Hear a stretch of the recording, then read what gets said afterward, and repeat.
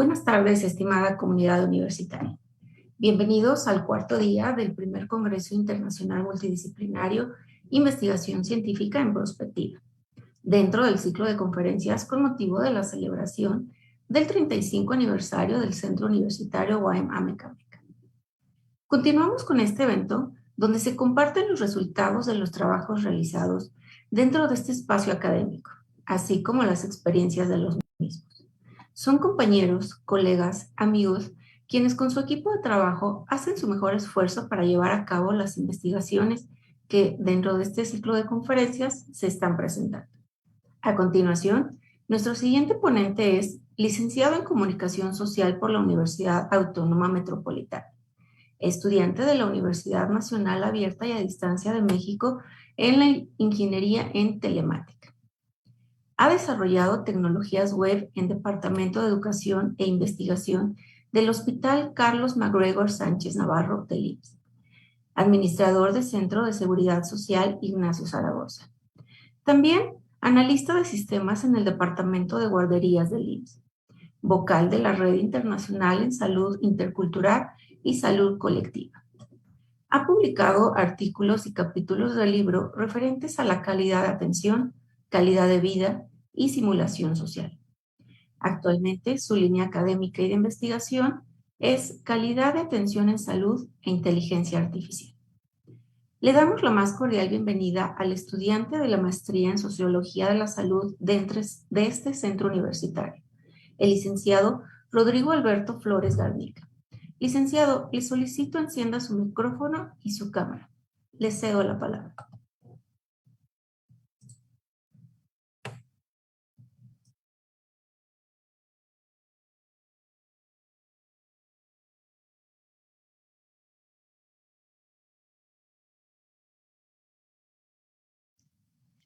Listo, creo que ya me escuchan, ¿verdad? Pues un agradecimiento por la presentación. Quisiera comentar que también forman parte de esta investigación el doctor Miguel Ángel Sánchez Ramos, el doctor Donovan Casas Patiño y la doctora Magali Martínez Reyes. Voy a compartir pantalla para dar inicio a la presentación.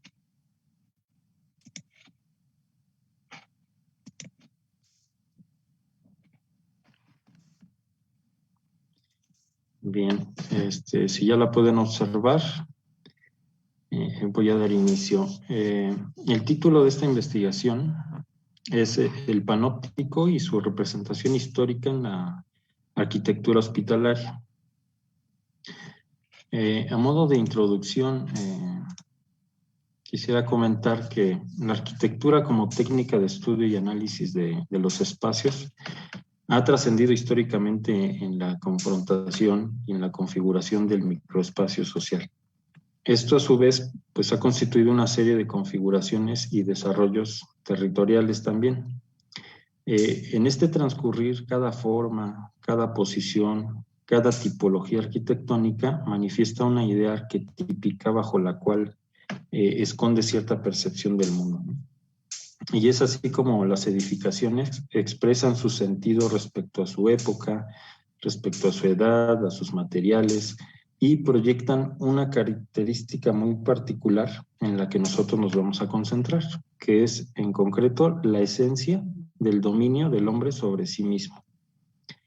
Las estructuras que se erigieron en nombre del control sobre el cuerpo fueron la cárcel, la escuela y el hospital, según lo teoriza Foucault. Y esto lo hacen mediante el concepto de panóptico, que el panóptico fue un diseño arquitectónico hecho por Jeremy Bentham. Y será sobre la arquitectura hospitalaria en la que nos concentraremos para tratar de dar a conocer ciertos momentos históricos en los que se detecta que comienza a servir la arquitectura a la lógica del poder y el dominio.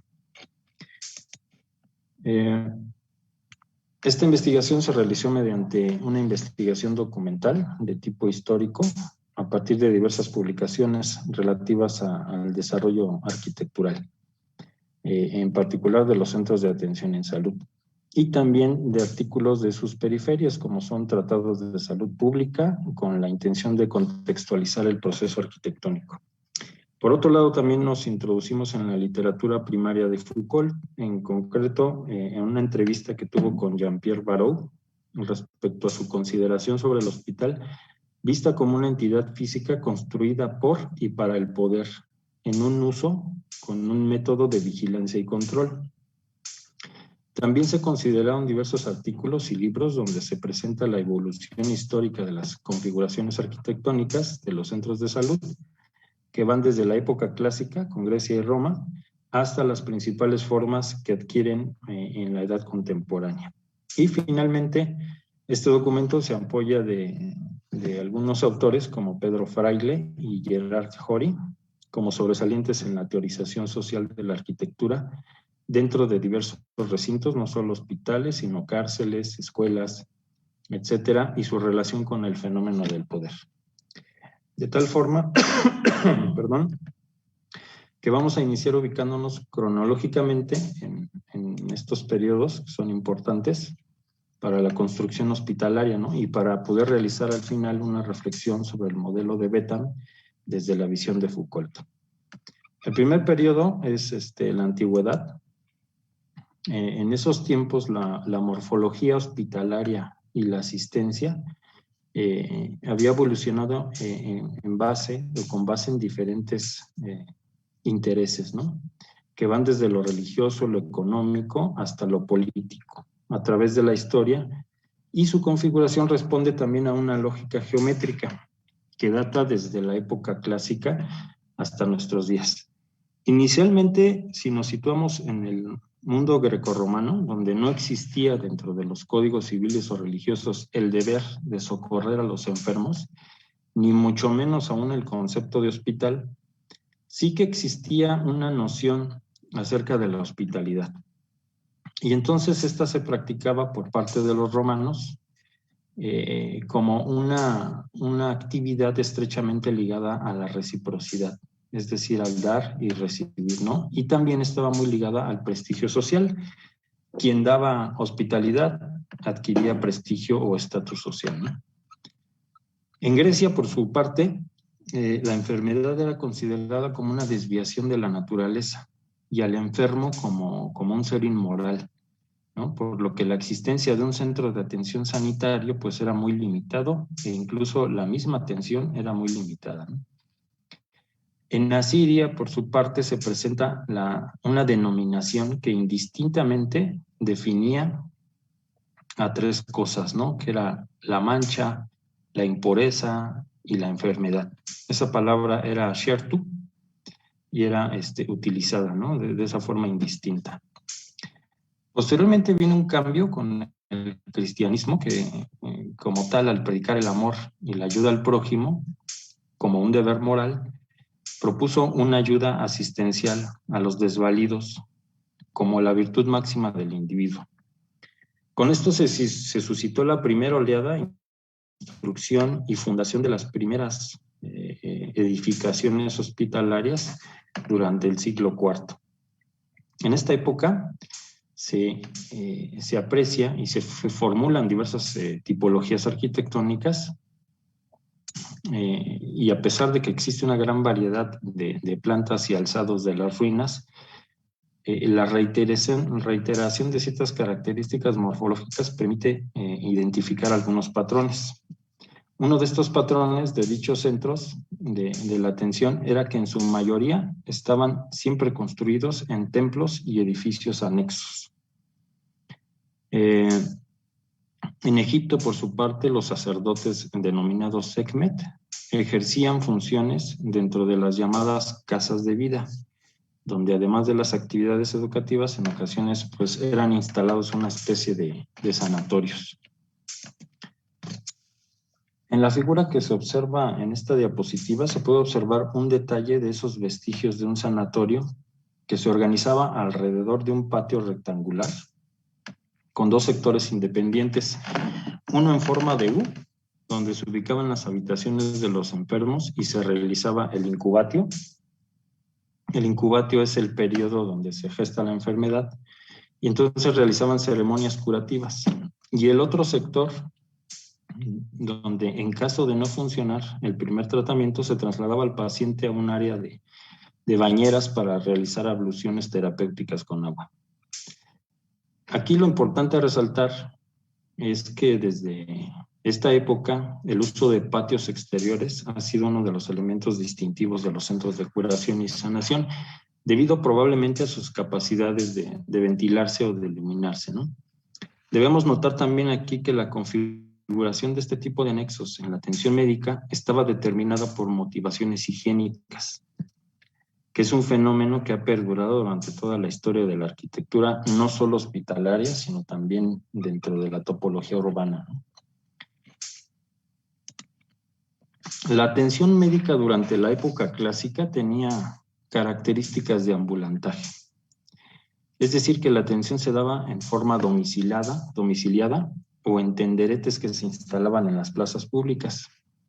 Y no fue hasta el siglo V y IV, antes de nuestra era, que mediante el corpus hipocrático, la práctica médica empezó a contar con consultorios fijos denominados aitreia, que ya contaban con instrumental e instalaciones. Sin embargo, estos centros no ofrecían hospedaje, sino solo una atención momentánea, a diferencia de los asclepiones o santuarios sagrados, que sí tenían fines o prestaciones de hospedaje para la atención médica y que funcionaron por casi 1000 años.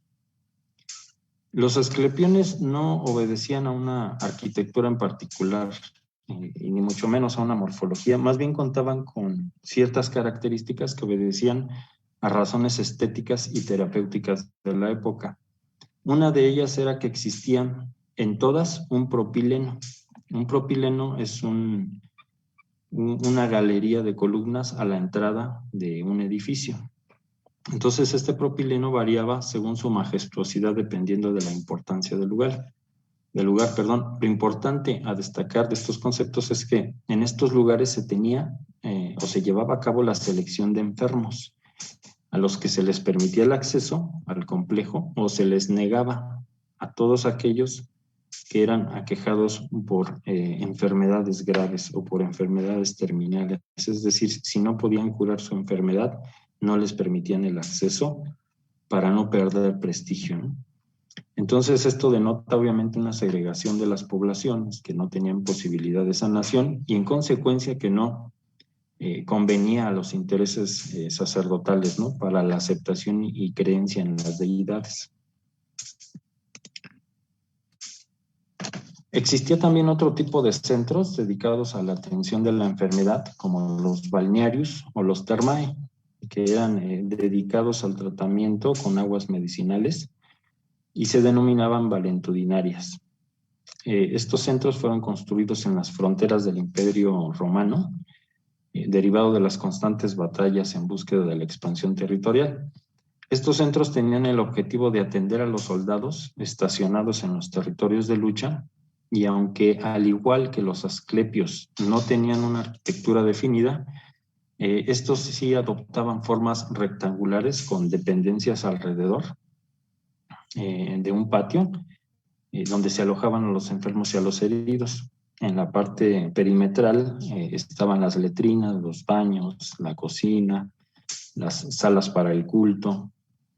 Y entonces estos centros fueron también creados para mantener la salud de la población esclava, derivado de que en ese periodo se suscitaron varias reformas jurídicas y económicas, ¿no?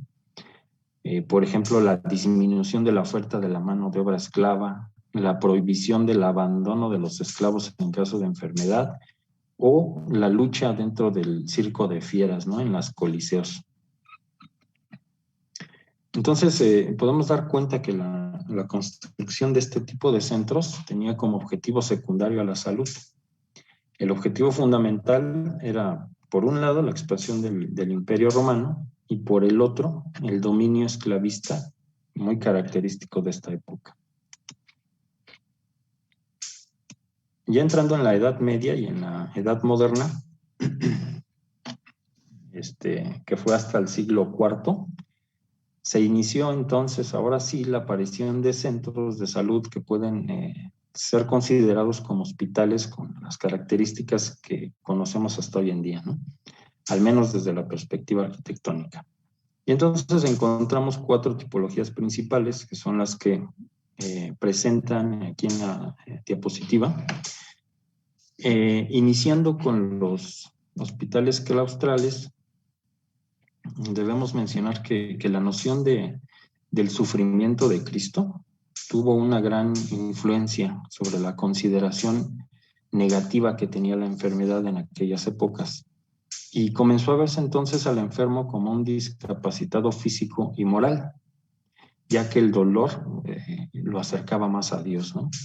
Y entonces lo hacía digno de recibir ayuda. Otro factor que contribuyó a la aparición de estos hospitales fueron las condiciones de crecimiento demográfico y de concentración poblacional.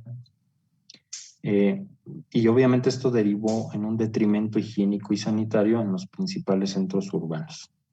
Entonces, por tales razones, las iglesias cristianas contaban con recursos y obviamente la legitimidad legal para la atención de los enfermos en los centros denominados xenodoxia. También había otros denominados procotrofía, otros nosocomia y gerontocomia.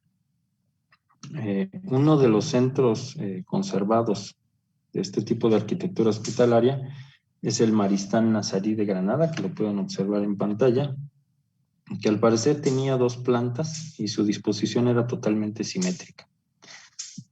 Contaba con 64 habitaciones y le daban, todas daban a un patio común en el centro de la construcción, ¿no? Y en ese patio albergaban un estanque para tratamientos de enfermedades mentales. La regla eclesiástica, aunque no alude a la arquitectura específica de este tipo de edificios monásticos, sí manifiesta el tipo de atención que debía darse al enfermo. Citando a Jori, decía: los hermanos deben acoger a todo huésped como si fuera Cristo. Entonces esto pone de relieve la importancia de la atención en salud mediante estos centros instaurados específicamente con ese fin, el de dar atención médica. Citando nuevamente a Jori, él dice, esta topología permite aislar el hospital del mundo exterior, con lo cual ofrecía cierta protección frente a las hostilidades climáticas y proporcionaba intimidad, la intimidad que requería la vida de oraciones, cánticos y misas que debían llevar los internos en la enfermería, ¿no? También decía el potencial que ésta posee para acoger dependencias de características muy diferentes y organizar el desplazamiento entre ellas. Es decir, que su configuración y su forma respondía en un sentido efectivo de protección y por otro lado de tránsito efectivo dentro del edificio. La configuración cruciforme, que fue originada en Italia, es una topología que constituye una de las transformaciones arquitectónicas más fuertes debido a la transformación de las ciudades-estado durante el periodo del siglo XV. Entonces, esto significaba un símbolo de poder que representaba un nuevo orden político y social y que obviamente se distanciaba de todas las configuraciones medievales donde las estructuras pues eran más amorfas, hacinadas, indiferenciadas e incluso acumulativas, ¿no? Entonces, bajo este contexto, el hospital se erige como una institución que proporcionaba caridad a la gran cantidad de gente que, derivado de la necesidad de sustento, pues tuvieron que trasladarse del campo a la ciudad y que vivían en condiciones de caridad, de mendicidad, de trabajos esporádicos e incluso de delincuencia, y pues obviamente esto los convertía en los mejores clientes de este tipo de hospitales. Esta topología se basa en la cruz griega y alberga claustros en los espacios libres de sus brazos, y en su centro se realizaba una clasificación y separación de los internos. Eran 3 principales clasificaciones: los pobres, los locos y las prostitutas, ¿no? Uno de los hospitales más representativos de esta formación es el Hospital Grande de Piacenza, que pueden observar aquí en la figura. Entonces, se hace patente aquí la convivencia de la disposición de espacios separados, no solo para hombres y mujeres, sino para pobres y enfermos, para útiles e inútiles, incluso para contagiosos que iban a ser destinados a ser expulsados de la ciudad. La razón de su forma respondía necesariamente a imperativas religiosas, ¿no? Debido que además de ser un centro de caridad, pues también era la casa de Dios, por lo que en el punto central de la construcción se encontraba un altar visible, ¿no? Desde cualquiera de las salas, y la función de este altar era doble, ¿no? Por un lado, era una intención de consuelo para los internos mediante este efecto escenográfico, ¿no? que daba el altar. Y por otro lado, pues para moldear también las voluntades mediante sermones y mediante algunos frescos que se encontraban en las salas, ¿no? Además, esta configuración pues también respondía a intenciones visuales de vigilancia. Mediante esta configuración de hospital, el clérigo propuso la construcción del apartamento del vigilante sobre el altar en la parte central del edificio. Esto pone de manifiesto no solo que no solo fue después del siglo XVIII cuando la configuración de los hospitales respondía a un sentido panóptico, según Foucault, sino que durante este periodo se consideraba necesario el personaje que vigilara, que aislara, que contuviera al individuo para su control, como bien aquí afirma el autor. Citándolo, dice, se mantendría, se refieren al vigilante, escondido detrás de una celosía, creando una sensación de vigilancia permanente que prefiguraba el panóptico teorizado mucho más tarde por Jeremy Bentham. Entonces esta tipología tuvo diversas variantes como formas de L, formas de taú, de doble cruz, de 3 alas, de cruz latina, etcétera, y conformaba en su conjunto el desarrollo histórico y su carácter funcional.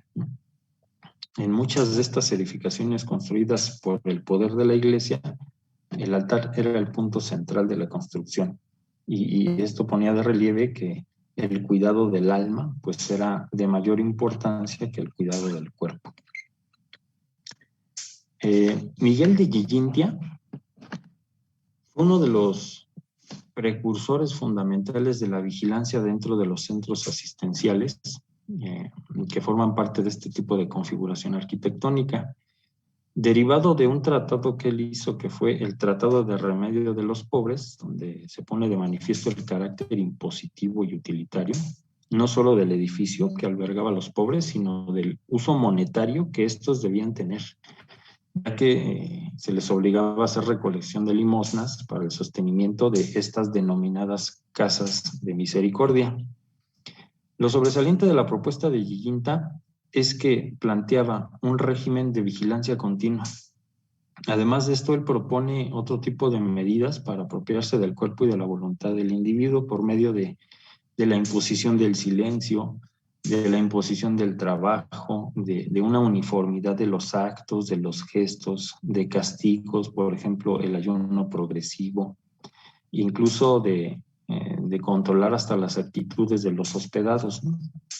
Entonces se puede afirmar que Giginta es el precursor más próximo a Bentham en el sentido vigilatorio y controlador, ¿no?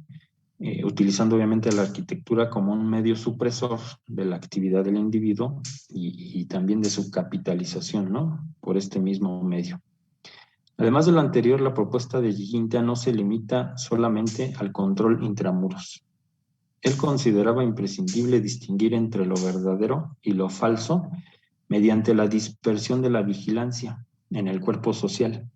Y esto pues él lo materializaba a través de instituciones, ¿no? O de cuerpos científicos impersonales, como médicos que debían de certificar si aquellos marginados decían la verdad, ¿no? Acerca de sus enfermedades para poder acceder a las casas de misericordia. Hasta aquí los hospitales cruciformes. Durante el siglo XVIII se gestó una reformulación no solo del hospital como institución de asistencia pública, sino también en el interés del Estado por el cuidado de la salud de sus ciudadanos. Y derivando de estas ideas mercantilistas y fisiocráticas que suponían un beneficio que podría traer el aumento de la cantidad y de la calidad de las poblaciones, es que posteriormente fueron reforzadas por el humanismo, ¿no? que nació durante la Ilustración. Entonces Foucault menciona que en este mismo siglo se inició la aparición de las políticas públicas, derivado de diversas dinámicas sociales, ¿no? Entre ellas la liberación que el colectivo médico tuvo de las prácticas asistenciales dentro de los hospitales clericales.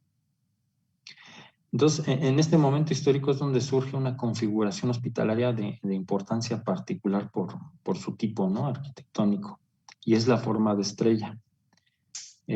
Compaginaba perfectamente con las reformulaciones de la clínica, ¿no? Durante esa época, porque proponía un modelo de atención basado en la práctica y en la observación. Esto como métodos de diagnóstico y de enseñanza de la misma, ¿no? Entonces este proyecto se diseñó bajo la seductora noción del panóptico para los arquitectos de aquella época y consistía en el diseño casi una réplica de un conjunto arquitectónico de Donato Bramante, que fue quien construyó la Basílica de San Pedro, y en el cual desde el centro irradiaban 16 radios para enfermería. Su capacidad en salas llegaba a cerca de 5,000 camas con salas dispuestas en el anillo perimetral, ¿no? Existían 3 grandes razonamientos que justificaban la configuración radial de este tipo de hospitales. En principio reemplazaba a los antiguos patios para la aireación de los espacios donde se albergaban los enfermos, y en segundo lugar la posibilidad de aislamiento por tipos de padecimiento. Y en tercer lugar, también para poder albergar una cantidad mayor de enfermos que los hospitales cruciformes, por ejemplo, ¿no?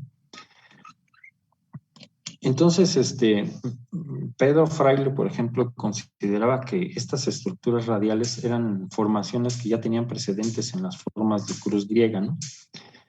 Sin embargo, no existía una relación clara en esos tiempos entre su morfología y la vigilancia del individuo. De hecho, esta topología arquitectónica, aunque pueda considerarse como precursora del panóptico de Betham, la realidad es que fue muy poco utilizada para la construcción de hospitales o de cárceles. Tuvo que esperar más de 2 siglos, todo el periodo de la Ilustración, para que se considerara en forma explícita para el control y la vigilancia de los individuos, ¿no? Finalmente encontramos a los hospitales pabellonarios. Con la crisis asistencial dada por la disposición arquitectónica de todos los hospitales y tipos antes mencionados, y derivado también de nuevas consideraciones nosológicas, producto de un avance médico de aquella época, surgen nuevas formas teniendo como primicia el no poder mezclar la enfermedad, la pobreza y la vagancia. Entonces es cuando surge el hospital pabellonario, donde la ventilación nuevamente hace acto de presencia, así como también la separación de tipos de servicio y el aspecto de la circulación del personal y los enfermos, ¿no? Esta definición hospitalaria de pabellón surgió a partir de diversas encuestas y observaciones que partieron básicamente de arquetipos como los lazaretos.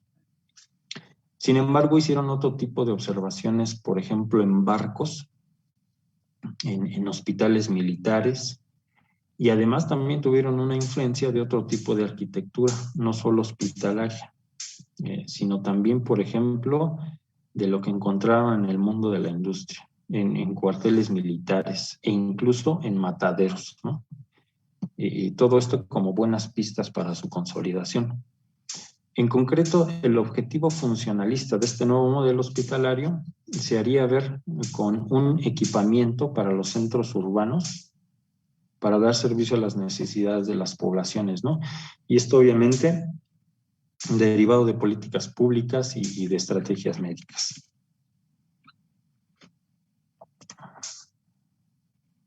pasando al último periodo, la edad contemporánea. Durante esta época, la arquitectura como tal fue trascendida. El poder transmutó mediante un fenómeno de transferencia y de escalabilidad de gran alcance en la vigilancia institucional, y lo hizo mediante la expansión de la razón hospitalaria. Entonces la proyectó ya no solo sobre grupos de enfermos o de desvalidos, sino sobre poblaciones y territorios. Y se observa cómo la cosmovisión, producto de todas las configuraciones de los espacios cerrados, pues transminó los muros y se virtió sobre un espacio más amplio y más rico, ¿no? Que era la ciudad, pero la ciudad vista como un espacio hospitalario. Ahora, la relación entre esta escalabilidad de vigilancia y el fenómeno arquitectónico hospitalario fue que las medidas antes mencionadas fueron dispuestas sobre las ciudades. Y es así, pues, como se consuma esta visión medicalizada de la sociedad como justificación de orden y de control social, ¿no? Un argumento dado por Foucault. ¿Qué resultados obtuvimos en esta revisión? En principio es que tenemos 7 principales configuraciones arquitectónicas, que sin ser las únicas, pues sí son las principales formaciones que tenemos, que en todas aquellas existen puntos y secciones donde se permite la concentración de un poder, ¿no? Puede ser un poder de visión, un poder de vigilancia, pero también es cierto que se encuentran otros aspectos importantes como son el hospedaje, la atención de los individuos o el flujo de los elementos, ¿no? Otra cuestión que se localizó fue que las razones de dichas formaciones encuentran su razón principal, o sea, en principio fueron hechas para la atención en salud del individuo. Sin embargo, están cargadas de ciertos motivos de carácter religioso, político, económico, estético e incluso terapéutico, ¿no? Finalmente, en la actualidad, aunque se conservan muchos de estos edificios con esas formas y en muchos casos se siguen utilizando estas configuraciones antiguas de forma parcial, los nuevos modelos hospitalarios no suelen obedecer a estas directrices, ¿no? Y se diseñan más bien con base en un conjunto muy amplio de necesidades de la atención médica, fundamentadas obviamente en directrices que se formulan por las políticas públicas en salud, pero a nivel global. Entonces, el resultado de esto pues, es una amplia variedad de diseños casi indefinible, ¿no? En la actualidad. Finalmente, a manera de reflexión, se puede observar que en un principio la arquitectura hospitalaria tuvo un carácter más inquisitivo que coercitivo, debido a que la vigilancia se concentraba en la observación del enfermo con fines diagnósticos y en vistas de un proceso de evangelización. Posteriormente, las formas de vigilancia se transfirieron de unos establecimientos a otros, pasando, por ejemplo, de los hospitales a las cárceles y de ahí a las escuelas, en diferentes momentos históricos y respondiendo obviamente a necesidades de la misma época, ¿no? Entonces, la arquitectura permitió una aplicación multifuncional de su uso, ¿no? La conformación también del diseño arquitectónico hospitalario ha respondido a una serie de solicitudes de diversa índole, que van desde la salubridad, la segregación, la esclavitud, la expansión territorial, la evangelización, y hasta llegar a nuestros días donde ya responde a desarrollos médicos y nosocomiales, ¿no? La relación que esto enlaza finalmente con las consideraciones de Foucault referentes al diseño de Jeremy Bentham, denominado el panóptico, y su relación con el hospital es precisamente que lo que Foucault comenta o engloba en su teoría es que precisamente y en efecto significa un conjunto de mecanismos tecnológicos, arquitectónicos, que han permitido ciertas prácticas, ¿no? Como son la contención, como son la dirección o la configuración social. Sin embargo, se debe de mencionar que estas prácticas tienen como principal artificio a la atención en salud. Y con esto quiero terminar. Agradezco mucho su atención y pues quedo atento a preguntas o dudas. Muchas gracias.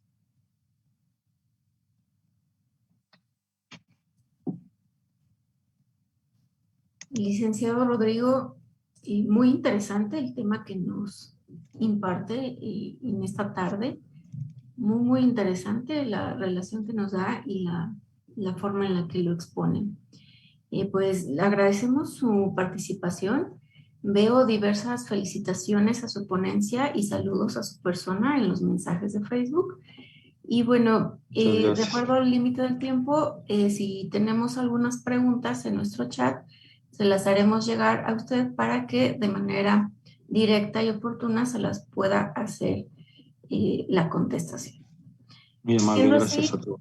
A usted hago entrega del siguiente reconocimiento que a la letra dice: el Centro Universitario UAM Amecameca otorga la presente constancia al licenciado Rodrigo Alberto Flores Garnica en la conferencia en línea El Panóptico y su representación histórica en la arquitectura hospitalaria, en el marco del primer Congreso Internacional Multidisciplinario Investigación Científica en Prospectiva, celebrado con motivo del 35 aniversario del Centro Universitario UAM Amecameca, Amecameca 7 de octubre de 2021. Patria, Ciencia, Trabajo, y lo signa el doctor Miguel Ángel Sánchez Ramos, encargado del despacho de la dirección de este centro universitario. Muchas gracias, licenciado. Gracias a ustedes. Gracias, hasta luego. Continuamos con nuestro siguiente ponente, el doctor Donovan Casas Patiño. Él es médico cirujano especialista en medicina familiar y comunitaria, maestro en población y salud, doctor en salud colectiva, tiene un postdoctorado en antropología social, asimismo en antropología médica. Él es profesor en la Universidad Autónoma del Estado de México, CU Amecameca, en la licenciatura en nutrición y posgrado en la maestría en sociología de la salud. Asimismo, es profesor invitado permanente de la Universidad de San Carlos, Guatemala, en el posgrado nivel doctorado en salud pública desde 2014. Asimismo, desde 2014 es profesor sándwich para alumnos de posgrado Unión Brasil-México. Cuenta con diversos reconocimientos, uno de ellos el perfil PROMEPSEP, y pertenece al Sistema Nacional de Investigadores Nivel 1. Es líder del cuerpo académico Nutrición Humana, Educación y Salud Colectiva. También es presidente de la Red Internacional en Salud Colectiva y Salud Intercultural en el registro de la UAM. Cuenta con más de 50 artículos científicos publicados en revistas indexadas e internacionales. Cuenta con más de 5 libros de su propia autoría y más de 25 capítulos del libro. Actualmente su línea de actividad académica y de investigación es Salud Colectiva Contemporánea. Le damos la más cordial bienvenida al doctor Donovan Casas Patiño con la conferencia magistral Análisis de los determinantes sociales de la salud en torno al COVID-19, caso México. Doctor Donovan, solicito amablemente inicie su presentación, active su cámara y su micrófono. Bienvenido. Muchas gracias, maestra Samira. Me da muchísimo gusto el que me hayas presentado. Asimismo, también agradezco a los organizadores del ciclo de conferencias del 35 aniversario del Centro Universitario UAM Amecameca y a todos mis compañeros del Centro Universitario que gracias por haberlos conocido en esta casa de estudios. A todos un abrazo fraternal, al igual que a todos mis alumnos de la licenciatura en nutrición y a los alumnos de la maestría en Sociología de la Salud, un abrazo enorme a todos. Pues bueno, quiero iniciar esta presentación hablando un poco respecto a las actividades en las cuales yo actúo como líder de un cuerpo académico. Quiero platicarles un poco cómo es que llegamos a donde estamos y que de ahí se desprenden algunas líneas de generación del conocimiento en las cuales la gran mayoría de los compañeros estamos trabajando, actuando y que al final todos trabajamos de manera responsable, desde un ambiente de camaradas, y que definitivamente esto nos ha ayudado a crecer a todos. Pues bueno, déjenles platico un poco. Este cuerpo académico se acentúa dentro de la licenciatura en nutrición, y permítanme tantito.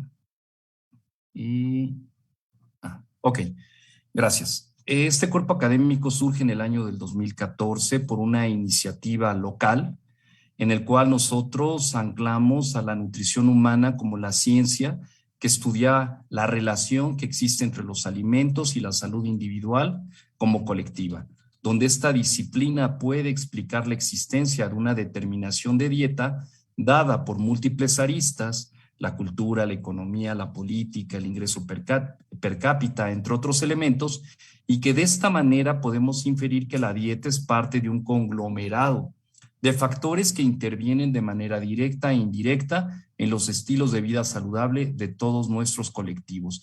Es así que ahí la salud colectiva aporta aporta desde las ciencias sociales una visión crítica, propositiva y prospectiva respecto al proceso salud, enfermedad, atención, cuidado, muerte, desde una panóptica macro, meso, micro, donde la educación alimentaria y dietológica se convierte en un pilar en pro de estilos y ambientes saludables del colectivo. Es así que este cuerpo académico surge en el año del 2014 y nos podemos consolidar y registrar en la SEP hasta el año del 2018. Cabe mencionar que los integrantes de este cuerpo académico, soy su servidor, que funge actualmente como líder, y que si no hubiera sido por el apoyo de la doctora María de los Ángeles Maya Martínez y de nuestra querida maestra Ana María Durán Ibarra, no se hubiera logrado este objetivo. Posteriormente, nuestra querida maestra Yuridia Sánchez Repiso ingresa a nuestro cuerpo académico, consolidando aún más las líneas de generación del conocimiento, y ahora se suma un colega y varios colaboradores, el doctor José Martín Reyes Pérez, desde la licenciatura de Derecho para el análisis de las políticas públicas en nutrición, y nuestros colaboradores, que son la doctora Alejandra Rodríguez Torres, el maestro Adán Flores Garnica, la doctora Marisela Carmona González y la maestra Griselda Vázquez Juárez. Ellos y todos conformamos un cuerpo académico que se ha destacado por ir hacia adelante, tratar de buscar líneas de generación del conocimiento y dar respuesta a problemas nacionales en salud desde el área de la nutrición, y dar respuestas transdisciplinares. Es así que este cuerpo académico empezó a trabajar con otros cuerpos académicos hasta poder consolidar una red internacional en salud colectiva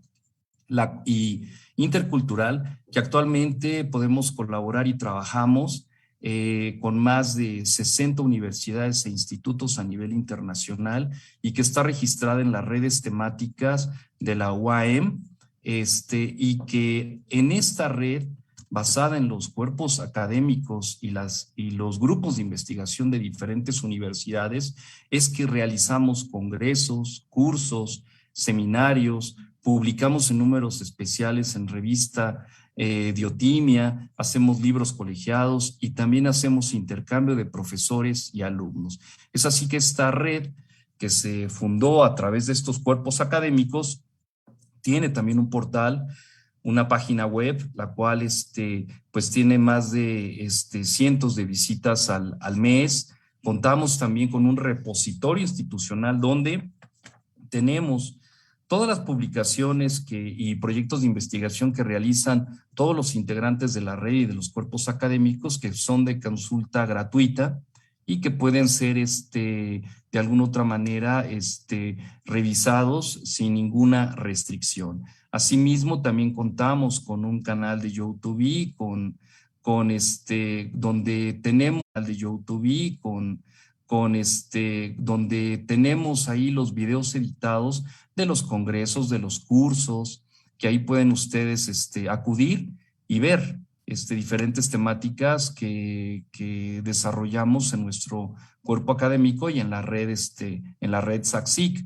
También, si no quieren ver videos, pues tenemos también un canal de de audio en Spotify, donde tenemos diferentes categorías de audio que ustedes también pueden consultar y que ahí difundimos el conocimiento de todos y cada uno de nuestros profesores e investigadores de las diferentes áreas transdisciplinares que tratan de develar diferentes respuestas a las problemáticas nacionales en salud. También tenemos un Facebook por si quieren sumarse, y también contamos con un Instagram y también contamos con un Twitter. Así es que la red y el cuerpo académico han trabajado de manera sólida y que hemos tenido respuesta no solamente de manera local, sino también nacional y también internacional. Y eso es muy importante. ¿Por qué? Porque hemos podido lograr proyectos ya visuales sólidos. Uno de ellos es ORAC, que es una página virtual que se suma a la revolución de la 4.0,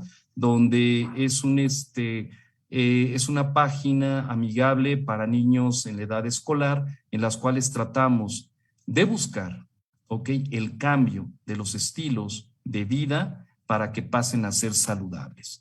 Es así que este proyecto ha sido también apoyado por la Secretaría de Educación Pública y también por la Universidad Autónoma del Estado de México y también por la Universidad Intercontinental en el rubro de psicología, y ya fue evaluado este proyecto de manera externa por la Universidad San Ignacio de Loyola y en Perú, los cuales van a hacer una réplica similar a este proyecto. Entonces, el cuerpo académico con los integrantes de la red, podemos decir que tenemos diferentes visiones y diferentes áreas disciplinares las cuales convergen en una necesidad: dar respuesta a las problemáticas nacionales e internacionales desde actividades de docencia, de investigación y academia, las cuales se hacen con ahínco y con valores éticos. Es así que al cuerpo académico y a todos los demás que integran este grupo, les decimos gracias totales a todos y cada uno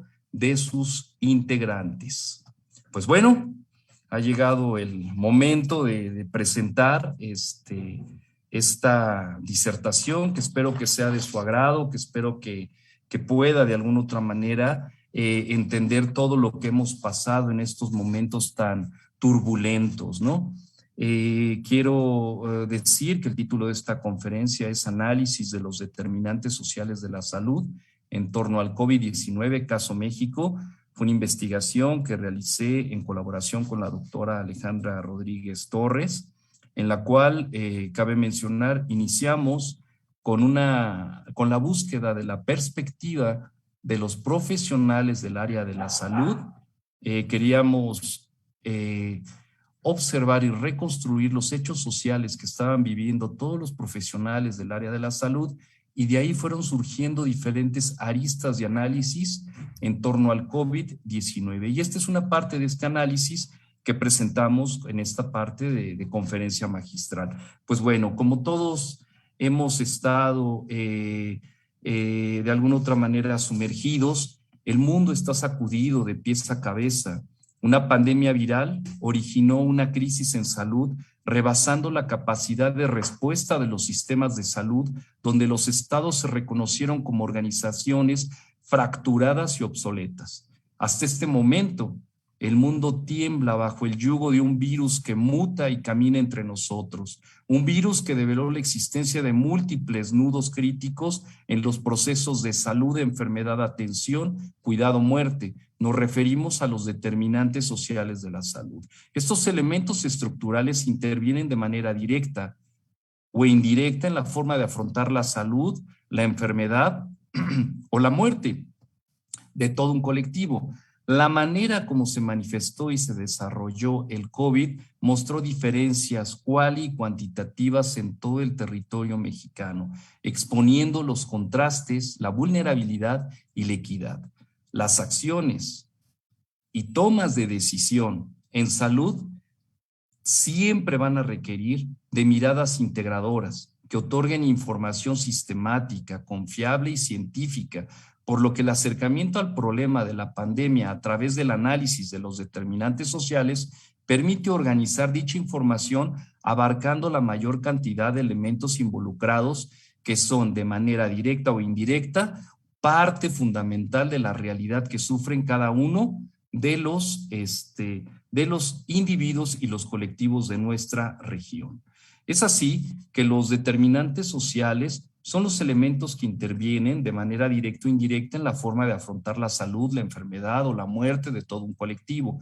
Los determinantes sociales, como ponemos aquí en el esquema, proponen un nuevo modelo de análisis, invitan a dejar atrás completamente la mirada de ese análisis con el enfoque biomédico curativo de causalidad del factor de riesgo, y los determinantes sociales basan su análisis en el marxismo, en el materialismo histórico. Posiblemente todo esto condicionado por el determinismo de la base económica que está sobre la superestructura de nuestra sociedad.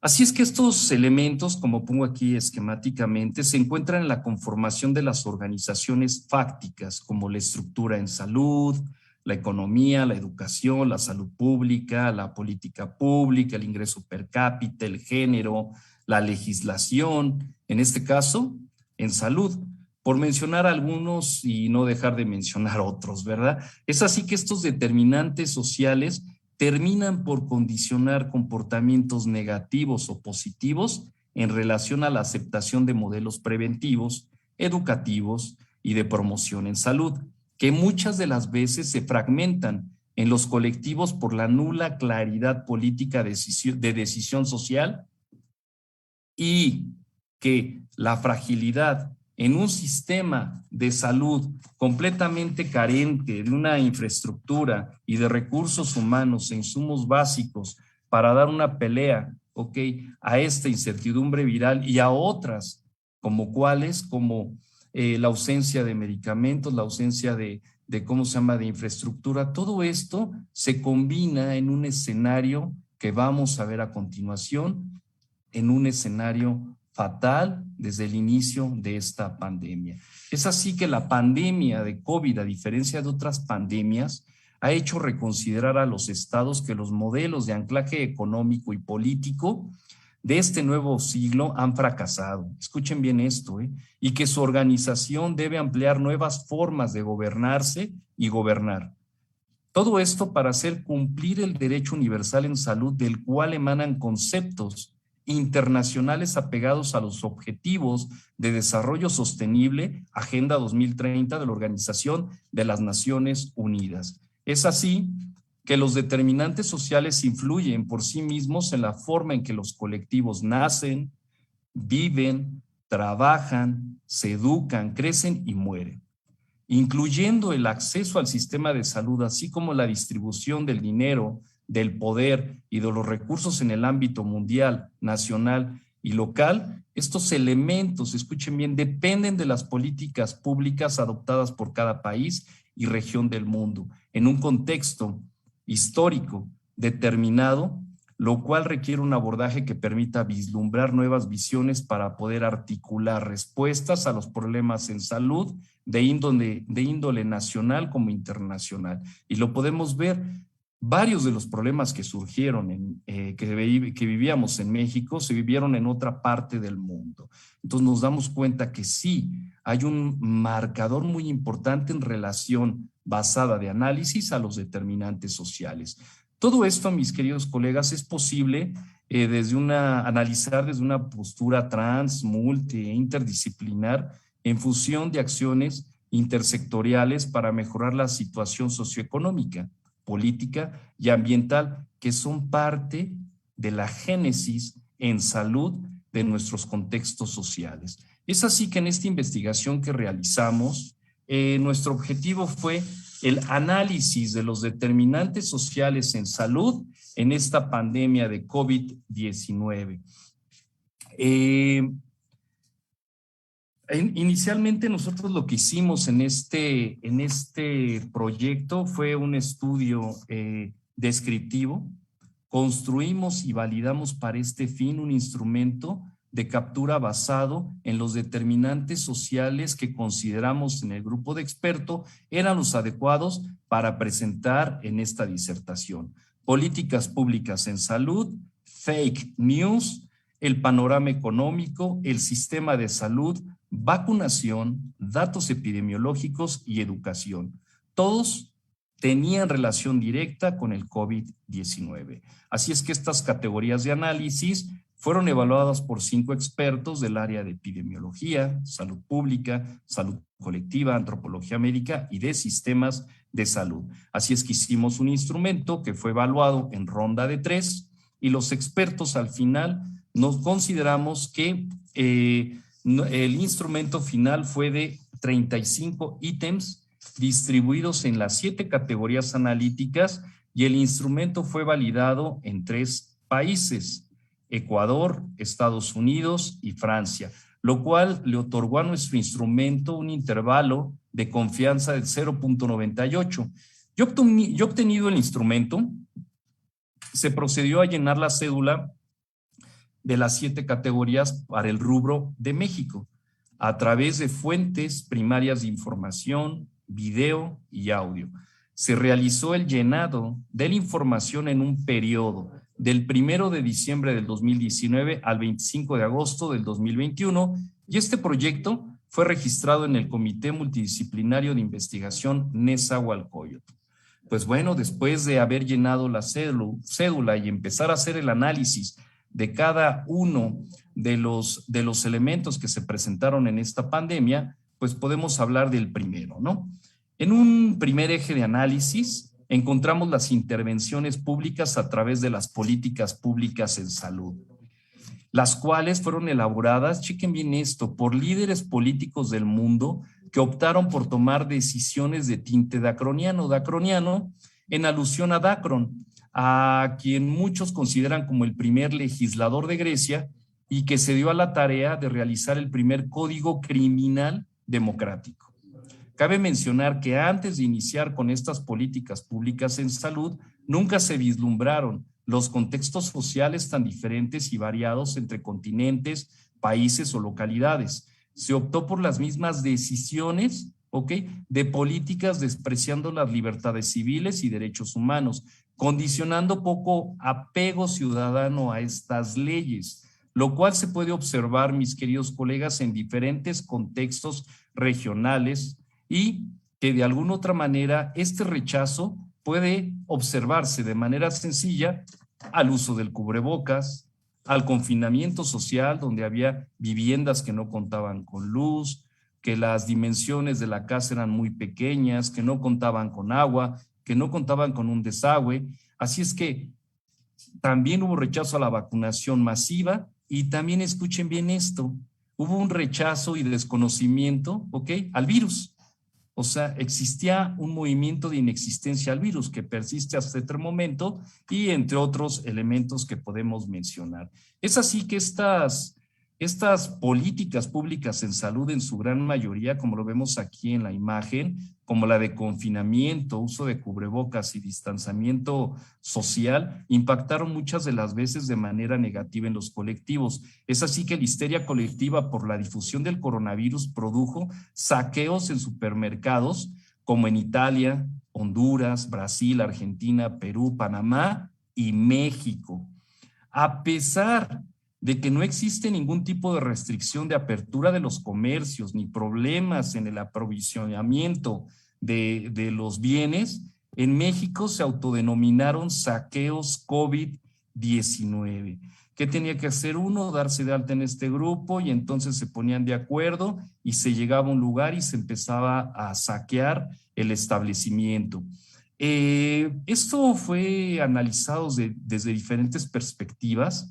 Y una de ellas es que estos saqueos, de alguna otra manera, o vandalismo en grupo, se convierte en un comportamiento social que, escuchen bien esto, que ofrece la oportunidad de obtener algo material e ignorar el momento político. Esto es muy interesante. Esto es lo que sucedió en México y que podemos hablar en relación a estas partes tan interesantes que fueron todo esto de comportamiento social en grupo y que tiene que ver completamente con una respuesta social organizada.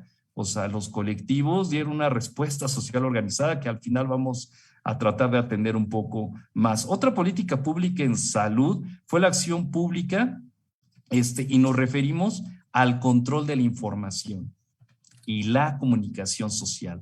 tratar de contener, sujetar y dominar a las fake news fue todo un reto social. La comunicación de la información respecto al COVID-19 se aceleró de manera virtual. Esto debido a las múltiples redes sociales que vinculan individuos con afinidades, o sea, chéquenlo bien, con afinidades en común y que comparten valores, creencias, signos, símbolos, identidad, felicidad efímera, entre otros. Y estas redes sociales, Facebook, Skype, Instagram, Twitter, Snapchat, el Tumblr, Flick, Metic, YouTube, Zoom, Google Maps, Hi-Fi, Bebo, entre otros, generaron información a todos los colectivos que con y sin controles inundaron y saturaron las redes sociales, alimentando el temor o miedo, apostando por teorías de conspiración y desafiando los discursos biomédicos sobre la existencia del virus, con lo cual las conductas irracionales del ser humano fueron convertidas en colectivas.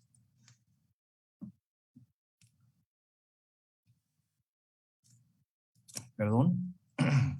La fake news como fenómeno de comunicación se convirtió paradójicamente en una pandemia de infodemia sin control, transgrediendo lo público, lo privado, lo institucionalizado, lo científico, manipulando la subjetividad de los colectivos, lo que conllevó al riesgo de una toma de decisión mal informada.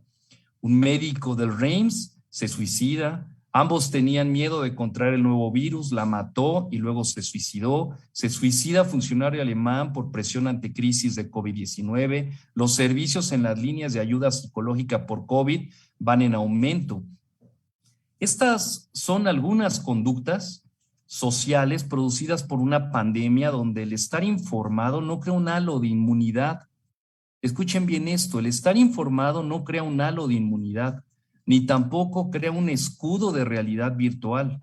La abundante información descontextualizada construye reacciones sociales y culturales que pueden ser el motor que desencadene temor o miedo a grandes escalas sociales y que puedan ocasionar conflictos sociales de gran envergadura. Aquí podemos ver el tratamiento del dióxido de cloro. Muchas personas iniciaron con ese tratamiento y muchas terminaron, todas las que utilizaron este tratamiento y que no utilizaban cubreboca, terminaron todas infectadas por COVID. Entonces, ¿qué tanto los fake news, influyen en el comportamiento de nuestros colectivos, ¿no? Es así que las fake news trabajaron en el COVID a través de varios elementos que les voy a mencionar. Origen de la enfermedad, aparición de nuevos casos, cuidados y prevención, medidas de confinamiento, rumores sobre personas famosas y procedimientos para el desconfinamiento, que es lo que estamos viviendo ahorita. Es así que de esta forma, en estos elementos en México, funcionaron y se construyeron las fake news. Es así que, aunado a lo anterior, también en un segundo eje de análisis, el COVID ha confirmado el impacto también en el panorama económico, la reducción en la producción de mercancías, el no cierre de las fronteras, el consumo disminuido, el cierre de restaurantes, cines, teatros, gimnasios, mercados públicos, la incertidumbre en la inversión, entre otros. De esta forma se interrumpieron las redes en ciertos sectores de los suministros, hubo disminución en cierta producción de bienes básicos y los capitales abandonaron los mercados emergentes. Estos elementos, que son el pilar que sostiene la economía mundial, se ven sometidos por una pandemia completamente de origen viral. El resultado fue un panorama económico en un estado de suspenso, con una caída inminente desde Tokio hasta Nueva York, pasando por Europa y Oceanía. Los mercados financieros se desplomaron y aunado a esto el desempleo se disparó a niveles históricos. En México, 1,5 millones de empleos formales perdidos por la contingencia se presentó y a nivel mundial se estima que 1,250 millones de trabajadores están en riesgo de despidos o reducción de salarios. De esta forma podemos afirmar que una pandemia asestó un fuerte golpe al capitalismo. Y esto lo dice CISEC. El consumo como cultura se limitó y los bienes de consumo están en duda de su propia necesidad real, lo cual impacta de manera directa o indirecta en todos los integrantes de los colectivos. En un tercer eje encontramos los escenarios del sistema de salud. El protagonismo de los sistemas de salud se divide para nosotros en dos posturas: la del Estado, un sistema complejo y fragmentado, y la de los profesionales y trabajadores del área de la salud. La primera hace alusión a una preparación tecnológica y humana de recursos que exige la pandemia, además de considerar primordialmente el mantenimiento económico en salud del país, por lo cual justifica toda toma de decisión a fin de evitar una crisis económica en salud. Y la segunda, la voz de los actores que están en el campo de batalla o en el campo de acción y que independientemente de la fila política de sus estados y centros de trabajo, la exigencia es la misma o hasta supera las exigencias laborales. ¿Por qué? Porque hay falta de recursos y protección para desempeñar su trabajo.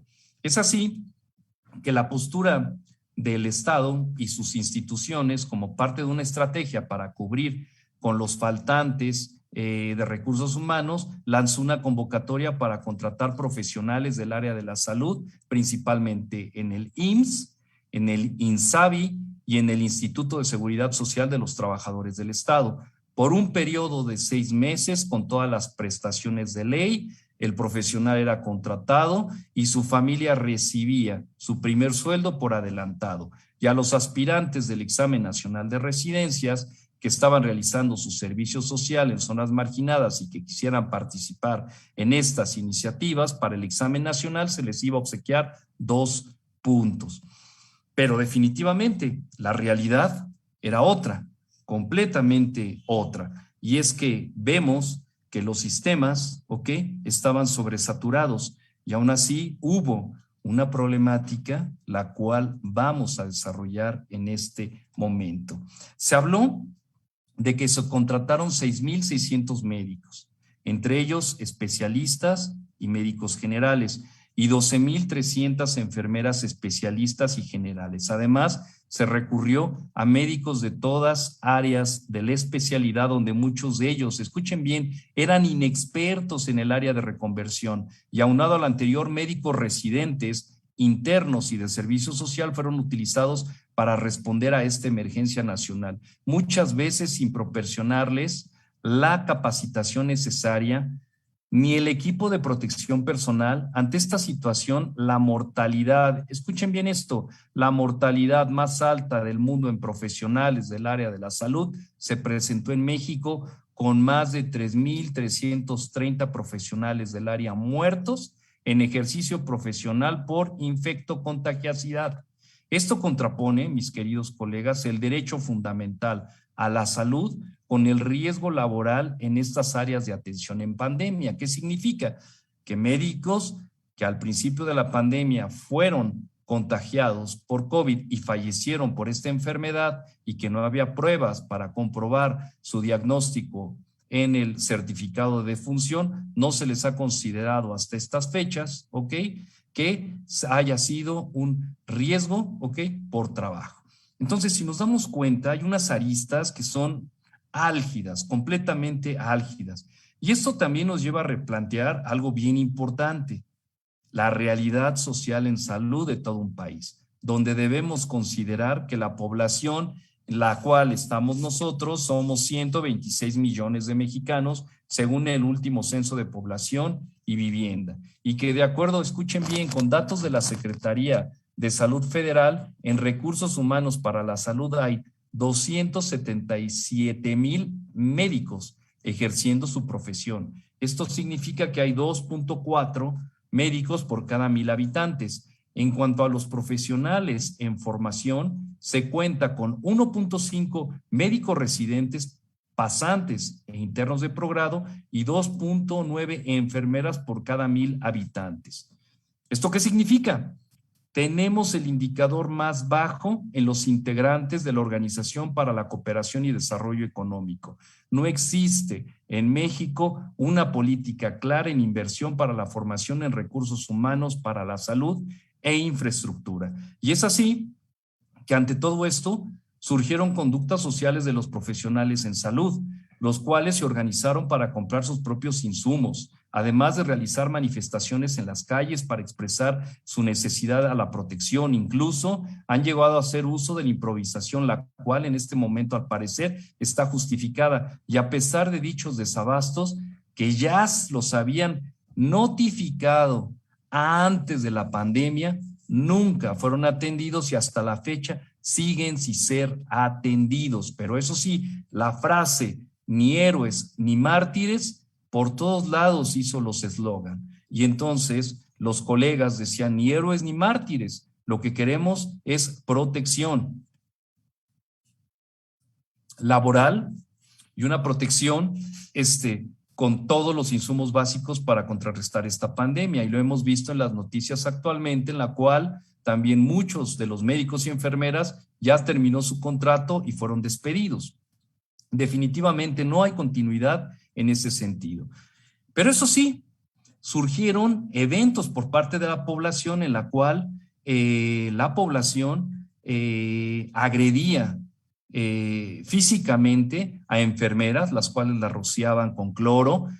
Algunos prestadores de servicio de taxi o de transporte les negaban la atención a los profesionales del área de la salud. Había agresiones físicas, verbales o amenazas de muerte. Y todos estos elementos, todos estos elementos que acabamos de mencionar nos hablan de algo. Hay una flexibilización laboral, hay una precarización laboral, hay una violencia estructural en salud y un olvido social en todos los recursos humanos y en todos los profesionales del área de la salud. Respecto a la infraestructura en salud, se evidenciaron unas carencias estructurales, inequidad y desigualdad del sistema de salud. Escuchen bien esto que les voy a decir. México enfrentó la pandemia por COVID con 60,000 camas, 5,000 respiradores mecánicos, 1,000 especialistas en neumología de adultos y pediatría para 126 millones de mexicanos y un desabasto de medicamentos. Y además desapareció el Seguro Popular y nació el Instituto de Salud para el Bienestar, el INSABI. Y hasta esta fecha continúa la nula capacidad resolutiva en salud. Y asimismo, se realizó a nivel nacional e internacional una reconversión hospitalaria ante el COVID-19 como una estrategia para tener camas equipadas con respiradores, monitores personales, personal médico capacitado para atender las 3 fases de la pandemia. Sin embargo, nunca se precisó si iba a ser un presupuesto continuo, si la estructura iba a mejorarse, si los recursos existentes para dicha estrategia se iban a mantener, con lo cual la decepción en todos los actores del sistema de salud es eminente. Los siguen a los profesionales del área de la salud colocando en lugares de frente al COVID, en muchas de las ocasiones sin vacaciones y en muchas de las ocasiones con un bono COVID que va por categorías y es estratificado. Las enfermeras reciben un bono COVID menor al de los médicos y los médicos reciben un bono estratificado superior a todas las demás categorías. Pero la pregunta sería, con este bono COVID, si se enferma una persona, ¿la vida de un médico vale más que la de una enfermera? ¿O la de una enfermera vale más que uno de intendencia? ¿O la vida vale más uno de laboratorio que un médico? Entonces, definitivamente un bono estratificado que los sindicatos y los institutos lo han dejado flotando y no han asegurado que exista realmente una equidad en el sistema de salud. Es más, los sindicatos y los representantes de las instituciones en salud aseguraron una compra consolidada y abastecimiento oportuno del material necesario para la atención de los pacientes y contrariamente los médicos de hospitales destinados para la atención como Hospital General, el de Cardiología, Gea González, entre otros, declararon la falta de material y protección para operar en época de COVID. Y a pesar de estar siempre acostumbrados a la precariedad, nunca llegaron los recursos administrativamente a todas las áreas de los hospitales. Entonces, en este escenario se condujo una transición epidemiológica en la cual ocupamos los primeros lugares en mortalidad mundial asociada a COVID, con casi más de 270,000 muertos asociados a una letalidad del 9%, lo que posicionó a México como uno de los países en los que no se debe de estar en época de pandemia. De hecho, es muy probable que en los próximos meses, ¿ok? Si es que no existe otra cuestión, pudiese aumentar un poco más la mortalidad, y lo vemos. Hay 211, 320 muertos asociados por COVID hasta esta fecha. Y entonces hemos normalizado la muerte y continuamos con esta cascada de muerte normalizada sin hacer nada. México no es el único que no ha tenido estos problemas asociados a estas cuestiones de estructura, sino que la gran mayoría están influenciadas por múltiples cuestiones económicas globales. Y un ejemplo, ¿por qué lo digo? Porque varios países dejaron las fronteras abiertas y son los que han tenido ciertos embates epidemiológicos graves, como Ecuador, Perú, Colombia, Argentina, Brasil, India, y nosotros en Cancún, Baja California, Acapulco, Mazatlán.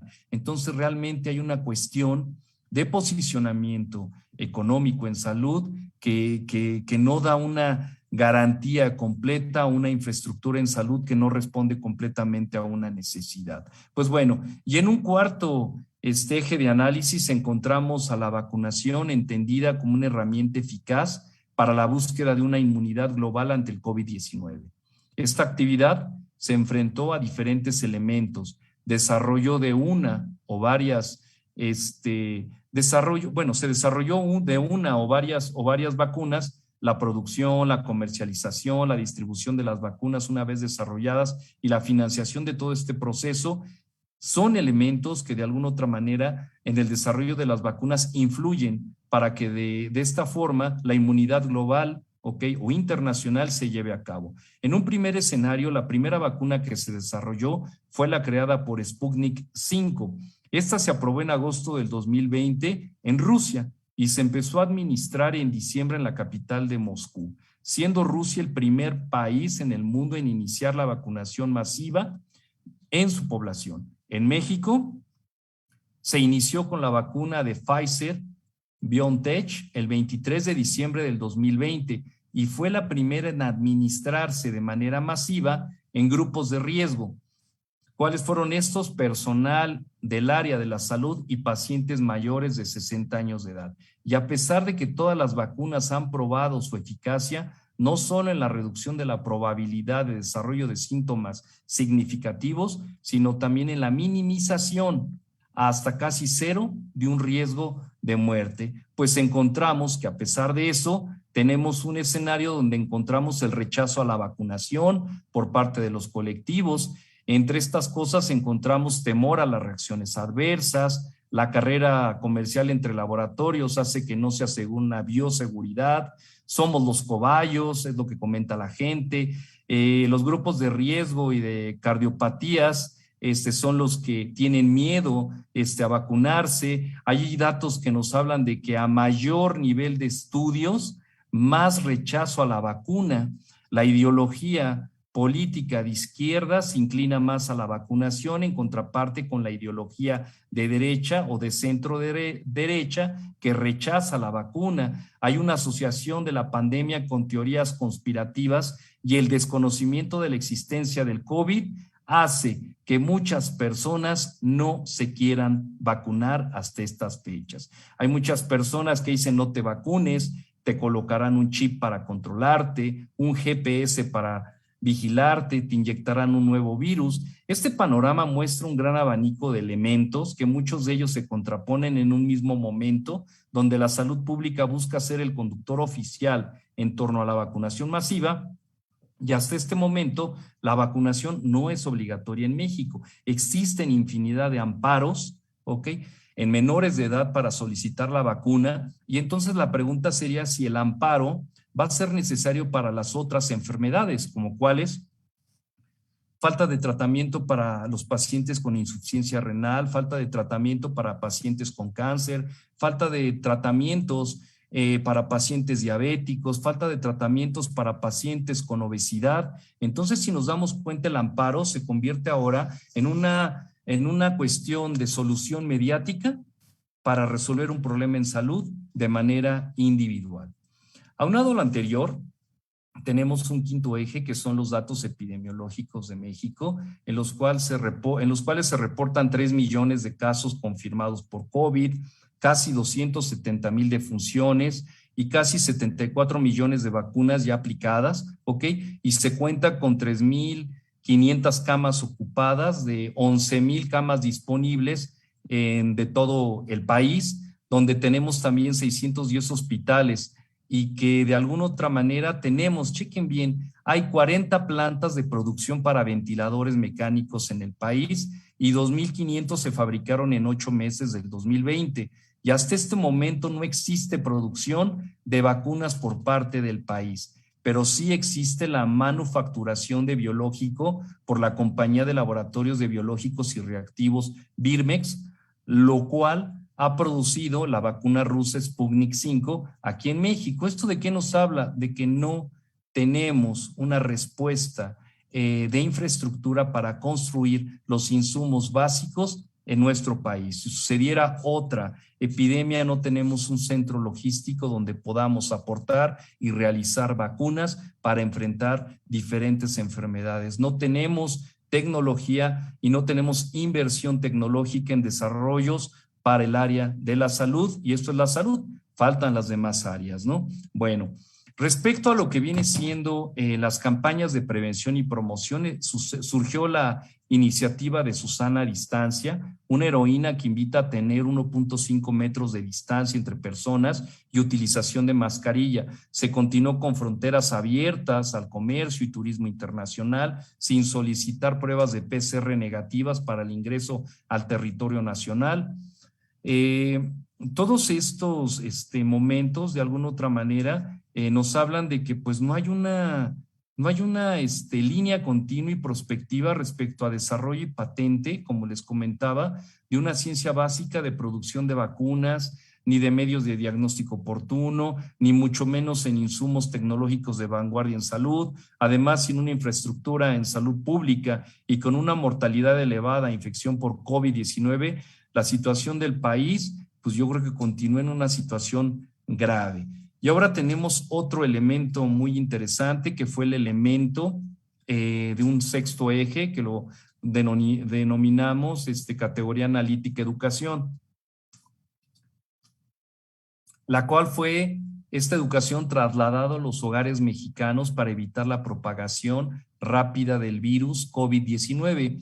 Esto generó que aproximadamente 30 millones de alumnos de todos los niveles educativos presenciales tuvieran que dejar de ir a sus centros escolares a partir del 14 de marzo del 2020.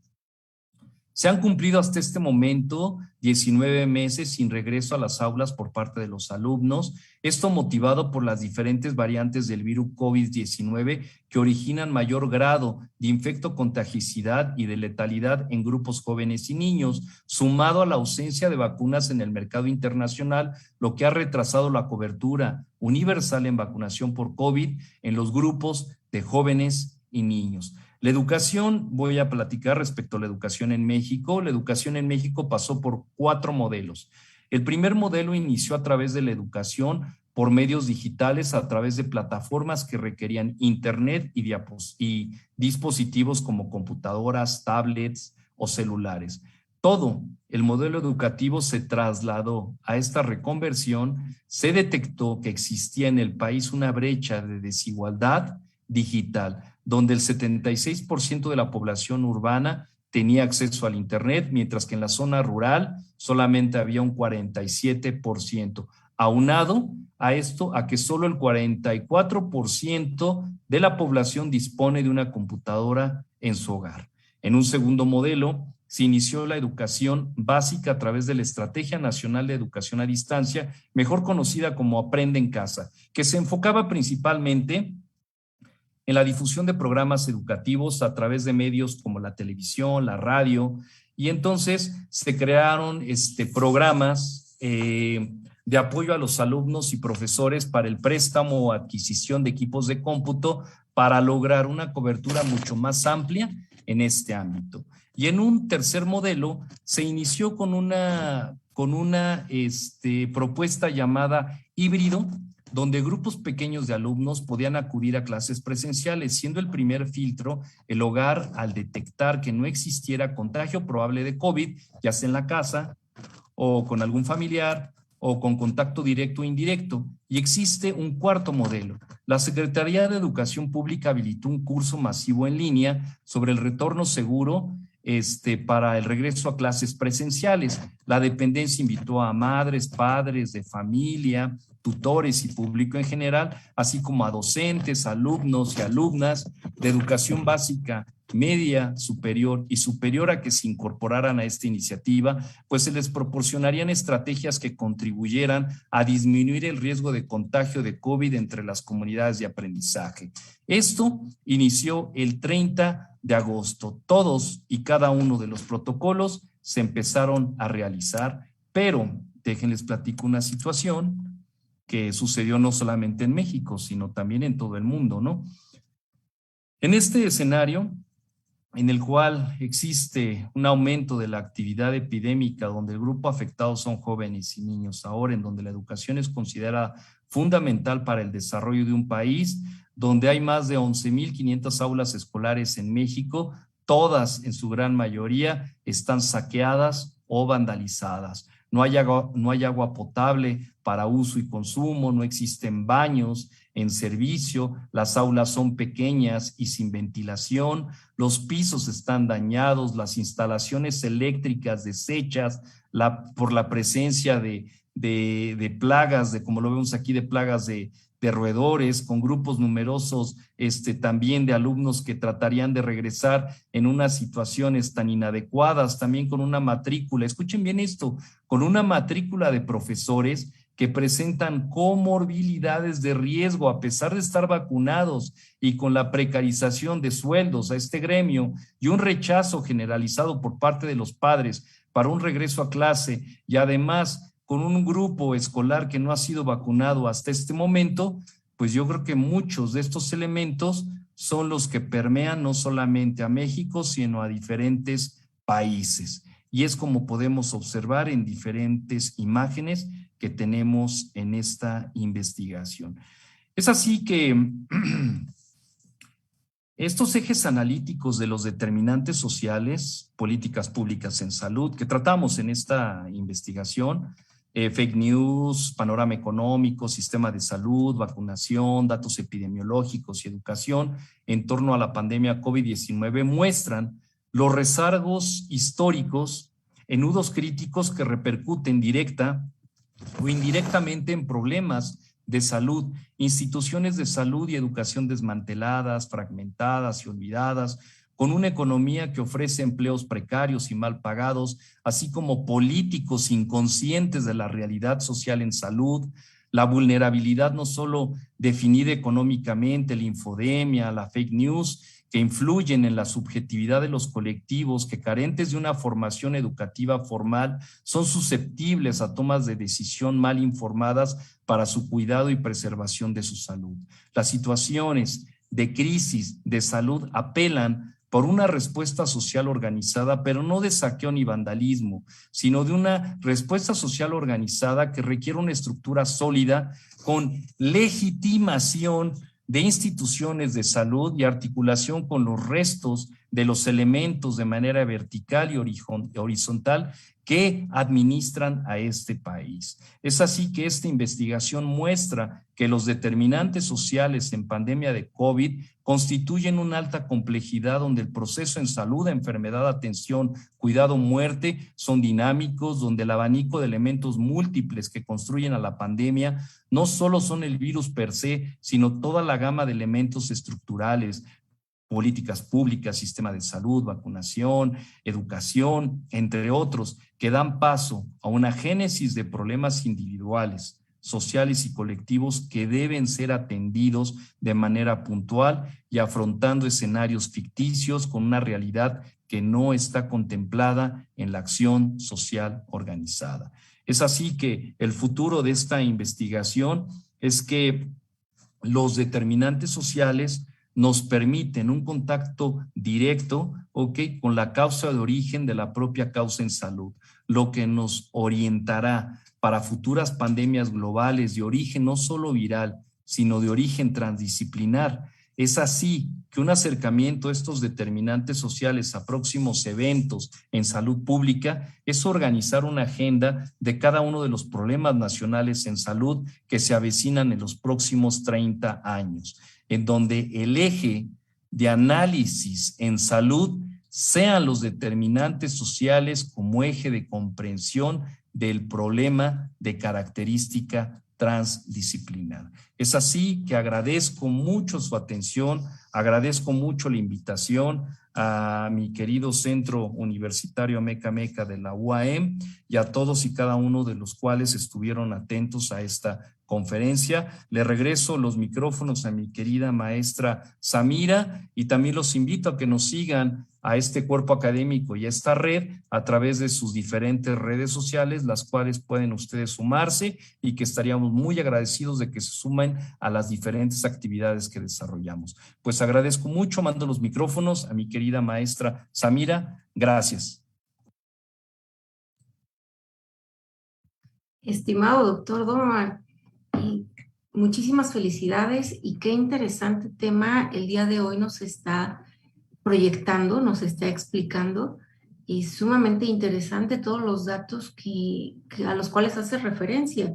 Si bien es cierto, todos hemos vivido de cierta manera alguna de los items que usted nos menciona, es de manera particular un tanto preocupante la forma en la que de manera general la sociedad ha reaccionado durante toda la pandemia. Y me refiero a preocupante y hasta dolorosa, porque finalmente en vez de progresar, parece que estamos yendo hacia atrás, con la falta de vacunas, la falta de conocimiento y aceptación a las vacunas y todo lo que nos menciona, de verdad sumamente interesante. Asimismo, pues le agradecemos toda la ponencia que nos da. Voy a leer algunas de las preguntas, si es que hubiese en nuestro chat, que bueno, le hago mención que le mandan muchas felicitaciones, muchos saludos, muchos aplausos. Y bueno, vemos que estamos justo en tiempo. Por lo tanto, si encontramos alguna pregunta de manera particular, bueno, se la haríamos llegar para que de favor nos las contestara directamente al chat de nuestro Facebook del Centro Universitario. Doctor, bueno, pues siendo así, le hago entrega de un reconocimiento de la constancia por parte de nuestras instalaciones, que en un momento no las hacen aparecer. Y bueno, mientras aparece nuestra constancia, doctor, ¿qué considera usted que la población, que nuestro alumnado pudiese hacer para tener un cambio respecto a los resultados que nos muestra y en torno a los efectos de la pandemia? No, hombre, una pregunta súper interesante, casi como de postdoctor, mi querida colega, muy interesante. No, yo creo que nuestros alumnos son conscientes de toda la situación, son conscientes completamente de la situación. Ellos, yo creo que son más ávidos del conocimiento respecto a las condiciones de la pandemia y las formas de transmisión. Yo creo que ahora este neomundo les corresponde a ellos dictar las condiciones en las cuales nosotros nos vamos a mover. ¿En qué sentido? Desde la cuestión educativa, nos hemos dado cuenta que estas plataformas virtuales ya son parte de nuestra forma de comunicar el conocimiento y de que podamos aprender, y muchos de nosotros nos fuimos adaptando con el tiempo para tratar de entender las diferentes formas en las cuales podíamos transmitir el conocimiento, y ellos ya eran ávidos y conocían todas estas plataformas. La forma de comportamiento social que ellos conllevan y tienen es muy diferente a las formas culturales en las cuales nosotros nos movíamos, ¿no? Entonces yo apelo a que ellos son los que nos van a enseñar nuevos comportamientos en esta pandemia y que definitivamente debemos de darles la voz a ellos y no tomar las decisiones en ocasiones en salud sin consultar a toda esta gran parte que es nuestros alumnos, ¿no? Desde el hecho de transportarse, que nos hemos dado cuenta que es un riesgo actualmente, no hay rutas que los lleven de manera directa a nuestro centro universitario, los asaltos que han aumentado, la fragilidad laboral, muchos de ellos también ahorita han encontrado una forma de trabajo de medio empleo en la cual reditúa el ingreso per cápita a sus familias y aparte están estudiando. Entonces yo creo que nosotros debemos de amoldarnos a las nuevas respuestas de demanda educativa que ellos de alguna otra manera están solicitando, y yo creo que esto va a ser una neoformación educativa que tenemos que ir aprendiendo de ellos, ¿verdad? Y que definitivamente pues todo esto es un tema muy interesante y que te agradezco muchísimo a ti la pregunta, la verdad, ¿eh? Muchas gracias, Samira. Te regreso los micrófonos. Muchas gracias, doctor. Muchas gracias por su respuesta. Efectivamente, considero que gran parte de los valores que tienen todos nuestros alumnos de toda la comunidad universitaria, sin duda alguna hace la diferencia y hace el cambio dentro de nuestra sociedad. Pues siendo así, muchísimas gracias nuevamente, doctor Donovan. Le hago entrega de su reconocimiento, que la letra dice: el Centro Universitario Guaymas Mecameca otorga el presente reconocimiento al doctor Oscar Donovan Casas Patiño por la conferencia magistral en línea Análisis de los determinantes sociales de la salud en torno al COVID-19, caso México, en el marco del primer Congreso Internacional Multidisciplinario Investigación Científica en Prospectiva, celebrado con motivo del 35 aniversario del Centro Universitario Guaymas Mecameca, 7 de octubre, y lo firma el doctor Miguel Ángel Sánchez Ramos, encargado del despacho de la dirección de este espacio académico. Doctor, muchísimas gracias. Y bueno, a la vez quiero agradecer a todo el personal de apoyo para la transmisión de este evento. Marco Ojeda, Antonio Ojeda, muchísimas gracias como siempre por el apoyo invaluable que tenemos siempre de ustedes. Asimismo, felicito al comité organizador por hacer posible este ciclo de conferencias y congratulo a toda la comunidad universitaria de este centro universitario por su 35 aniversario. Tengan todos muy buenas tardes. Hasta pronto.